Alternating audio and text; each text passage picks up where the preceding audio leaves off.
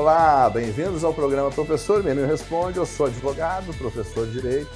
Estou aqui sempre com um tema interessante para vocês. Hoje eu estou com um convidado ilustre aqui, Dr. Jorge Trindade. Ele é advogado, ele é psicólogo, ele é doutor em psicologia, tem um instituto de psicologia jurídica aqui em Porto Alegre, que dá vários cursos na área e tem uma larga experiência na atuação jurídica dentro desses processos que envolvem a psicologia jurídica. E aí hoje nós vamos receber aqui uma aula desse doutor que vai nos trazer aqui um assunto muito interessante. Então eu começo perguntando para o Dr. Jorge sobre a sua trajetória profissional e sobre o que é a psicologia jurídica. Muito obrigado, professor Merino, que é um grande amigo, colaborador, escreveu conosco um livro que anda sendo publicado já na 10ª edição. Muito obrigado. A minha trajetória, pessoal, eu comecei estudando Ciências Jurídicas e Sociais, né, que é a Faculdade de Direito. Posteriormente, ingressei na carreira do Ministério Público, fui por largos anos promotor de justiça e depois procurador de justiça. Nesse entretempo, concluí a formação da Faculdade de Psicologia, fiz mestrado, fiz doutorado e hoje me dedico a esta área que eu acho que é muito extraordinária, que é a psicologia forense. Então, eu junto, nesse aspecto, né, a minha dupla formação, como psicólogo hoje e como advogado. E, doutor Jorge, nos explica um pouquinho, assim, né, o que é a psicologia jurídica, a psicologia forense, né, o conceito dela, né? Muito bem, professor Merino. A psicologia forense é justamente essa junção entre dois conhecimentos. De um lado, o conhecimento do direito e, de outro lado, o conhecimento da psicologia. Então, a psicologia forense é um nome que tem duas palavras, né? Psicologia vem da psicologia, da ciência da psicologia, e forense é relacionado ao direito, aquilo que acontece no fórum, né? Por isso, forense. Então, a psicologia forense é a conexão entre o direito e a psicologia. Interessante. E falando na prática, em que a psicologia jurídica pode auxiliar, no caso, por exemplo, em processos de direito de família? Muito bem. Na área de família, a psicologia forense pode ser útil, pode colaborar em praticamente todos os processos que envolvem conflitos de família, como, por exemplo, a convivência com filhos, situações de divórcio, questões muito em voga de alienação parental, quando um genitor obstrui o contato do outro genitor com a criança ou com o adolescente sem ter um motivo, uma razão para fazer isso, a não ser o seu desejo de castigar o outro e, nesse sentido, prejudicar o desenvolvimento do filho ou da filha da criança. Então, na área de direito de família, a psicologia forense pode ser útil em praticamente todos os processos, porque ali há conflito. E a psicologia forense auxilia na compreensão, na explicação para o magistrado de como aquele conflito pode ser melhor solucionado do ponto de vista jurídico. Interessante. Então, aí é uma integração do direito com a psicologia, né? Questões de adoção, por exemplo. Sim. Né? Enfim, praticamente em todas as áreas do direito de família. E com relação ao direito criminal, em que a psicologia jurídica ela pode auxiliar dentro dessa área de direito criminal? Professor Merino, dentro do mundo do direito criminal, a psicologia forense pode ser um instrumento muito valioso, seja para explicar a personalidade do réu, daquela pessoa que comete um delito, para explicar o próprio crime em si, quais são as motivações, o que levou aquele indivíduo a realizar aquele comportamento, e também pode recair em estudos sobre a própria vítima, a personalidade da vítima, enfim, a relação entre esses personagens do processo penal. Então, estudos de personalidade, estudos da doença mental que pode envolver aquele crime, né? Questão relacionada à droga, ao uso abusivo de substâncias, enfim, quais são todos os aspectos que levaram aquele indivíduo, conscientemente e às vezes não conscientemente, a praticar aquele comportamento lesivo ao direito na área especificamente penal. Nós sabemos que muitas pessoas cometem crimes por problemas mentais, por questões de perda da saúde mental. E essas pessoas, evidentemente, pelo direito, elas não merecem ser penalizadas. Elas merecem e necessitam de um tratamento para que aquele comportamento que elas praticaram, que é um comportamento delituoso, não seja mais praticado, para que a sociedade tenha a garantia de que essa pessoa, sendo devidamente tratada e acompanhada, que é o seu problema, ela não virá mais a cometer aquele crime ou outros crimes eventualmente. Doutor, uma coisa que é muita dúvida da população, que se fala muito, é a questão do psicopata, né? O psicopata. E aí todo mundo diz o que é psicopata, o que não é psicopata. Pessoas que matam, assassinos em série, teve aquele assassino do parque, por exemplo, lá de São Paulo, que matou várias pessoas. O que caracteriza a pessoa ser um psicopata? A psicologia jurídica pode fazer esse estudo e diagnosticar isso? E quais são as características dessa pessoa que comete, por exemplo, um crime em série, esses crimes absurdos assim, e que pode ser caracterizado como psicopata? Explica isso para a gente. Muito bem. Esses crimes geralmente ocupam muito espaço na mídia, né? Há um certo estardalhaço desses crimes, até porque isso impacta toda a população. E aí a população se vincula, quer saber, fica curiosa para compreender aquele comportamento. Felizmente, pessoal, o número de indivíduos psicopatas é muito reduzido. Os psicopatas não estão por aí soltos, todos caminhando na rua. Não é isto, né? A incidência de psicopatia na população em geral, felizmente, é muito baixa. Mas existem indivíduos que cometem crimes, e muitos crimes, muitos delitos, em virtude da sua personalidade ter as características de uma psicopatia.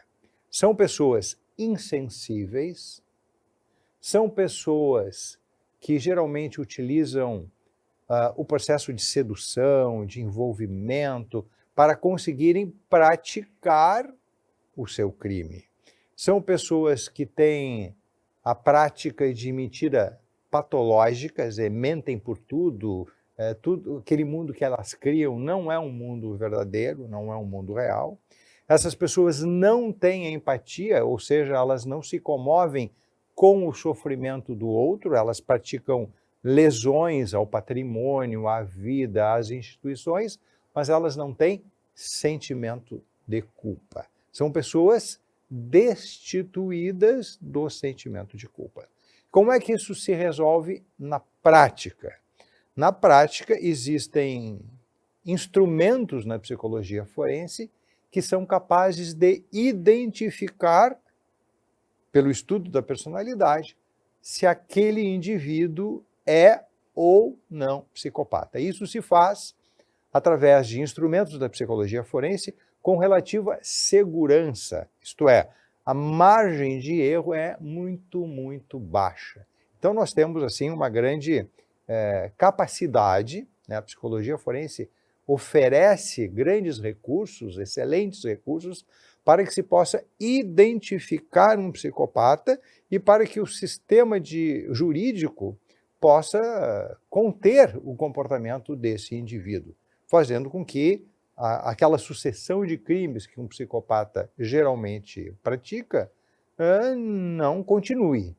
Entretanto, se a psicologia forense tem essa grande capacidade para identificar o sujeito psicopata, nós não temos a mesma facilidade quando se trata de tratamento dos psicopatas, porque esses tratamentos, infelizmente, não são muito eficazes. Então, eles precisam daquilo que nós chamamos de contenção, quer dizer, o poder público, o Estado, a justiça, a polícia precisa conter esses indivíduos para que eles não continuem praticando a série de crimes, aqueles crimes dos psicopatas que cometem delitos em série, né, não se realize, que aquilo não continue. Isso se faz hoje em dia mais pela contenção, na medida em que não há uma medicação, não há uma abordagem terapêutica que assegure que aquele indivíduo, que é psicopata, definido, identificado como psicopata,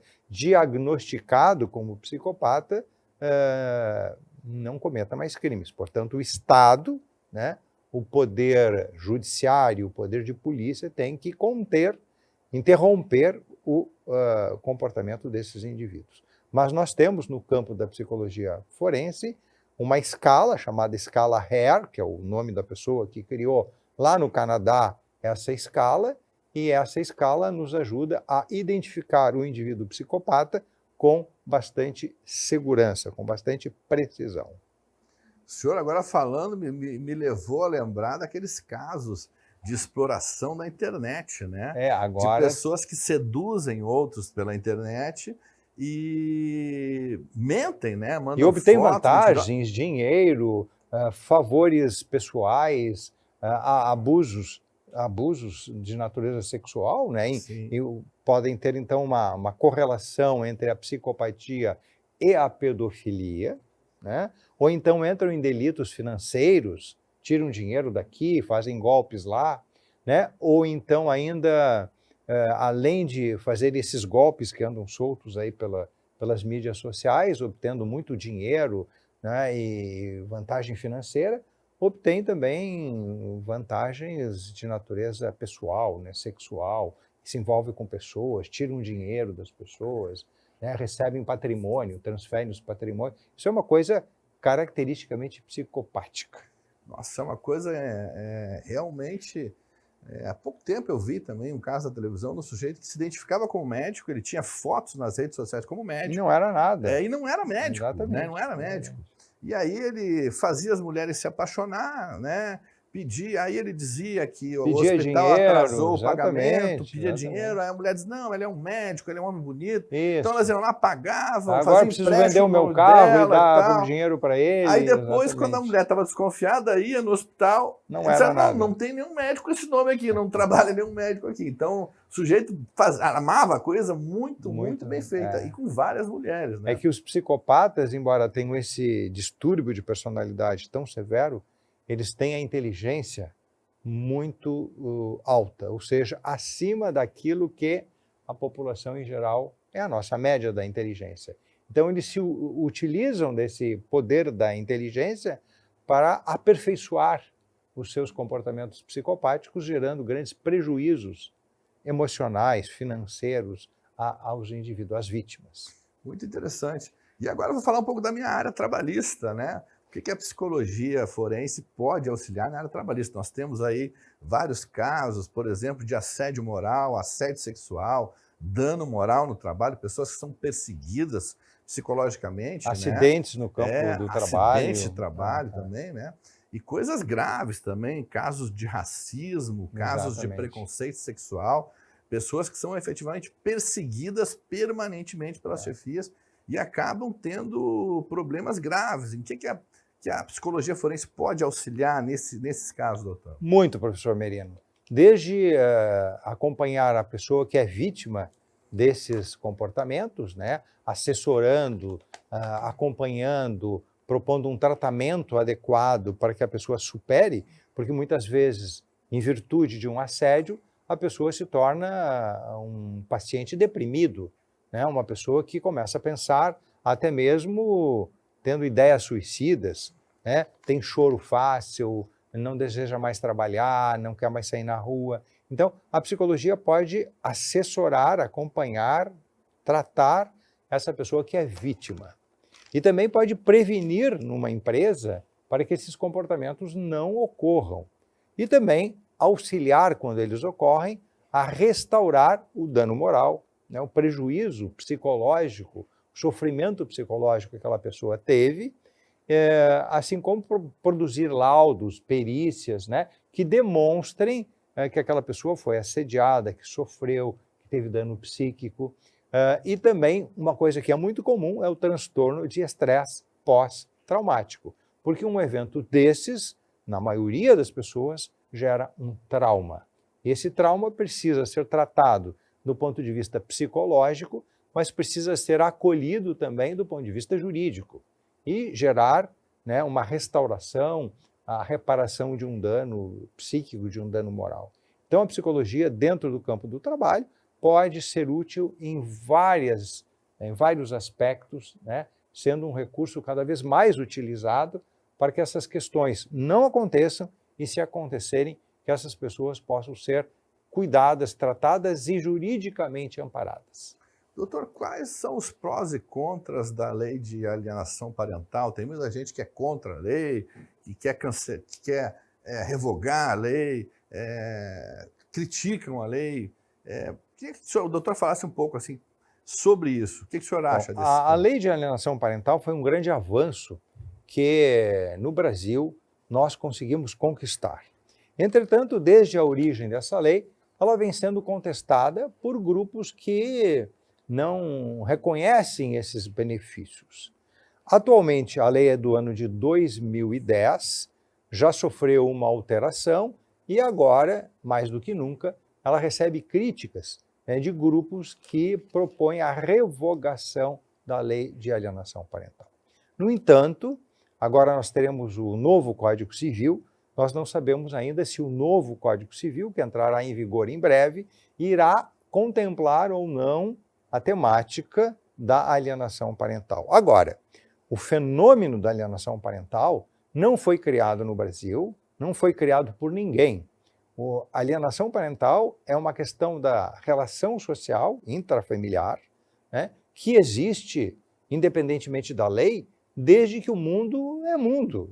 Isso decorre do conflito humano, das dificuldades na relação entre os genitores. Então, o Brasil, a lei não inventou a roda, né? Ela apenas classificou aqueles comportamentos que os legisladores entenderam que eram prejudiciais à saúde da família.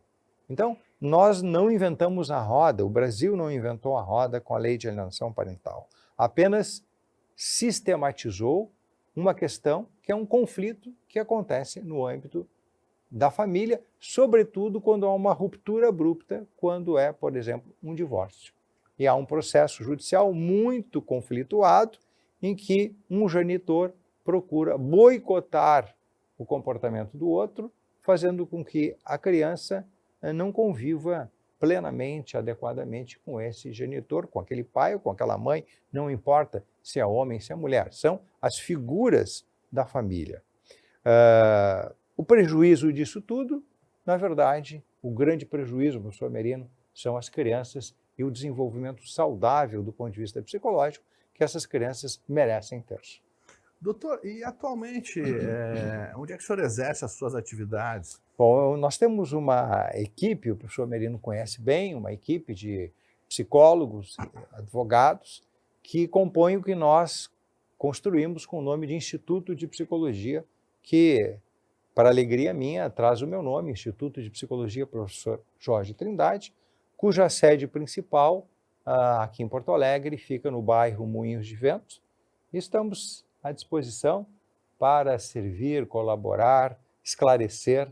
E também aqui no programa, o professor Merino responde. E ele responde mesmo. E, doutor, para quem quer, por exemplo, fazer cursos nessa área, aprender mais, o Instituto dispõe de cursos nessa área? O Instituto sistematicamente oferece cursos, tanto na área da psicologia forense aplicada à questão da família, aplicada à questão do trabalho, a psicologia do testemunho, que a gente não teve tempo de falar, né? Quem Há sabe várias- outro dia eu convido o senhor de novo para vir aqui É falar verdade, sobre esse outro é tema. Está verdade. convidado desde agora. A questão da vitimologia, por Sim, exemplo, né? sim, Estudar as vítimas. Então, nós fazemos cursos. Agora nós teremos um curso sobre a separação dos casais, né?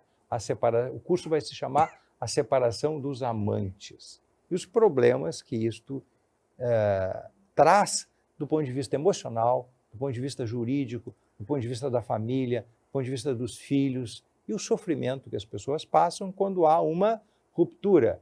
E nós chamamos esse curso, então, A Separação dos Amantes. Então, aí, convidados. Assunto muito Tá interessante, porque ele une direito e psicologia ao mesmo Com tempo. certeza. Eu vou agradecer aqui a participação do Dr. Jorge Trindade.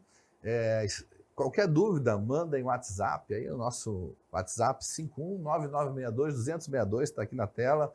Nossas redes sociais, Facebook, Instagram, meu canal no YouTube. E também eu vou botar aqui na tela para vocês o site do Instituto Jorge Trindade, para que vocês conheçam o funcionamento e também cursos que tem lá muito interessantes de formação pedagógica sobre essa área de psicologia jurídica, que é de interesse de toda a sociedade. Agradeço aqui o Dr. Jorge Trindade e Obrigado, espero senhor Merino. contar com a sua presença aqui novamente em breve. Muito obrigado. Grande abraço a todos. Grande abraço, professor Merino.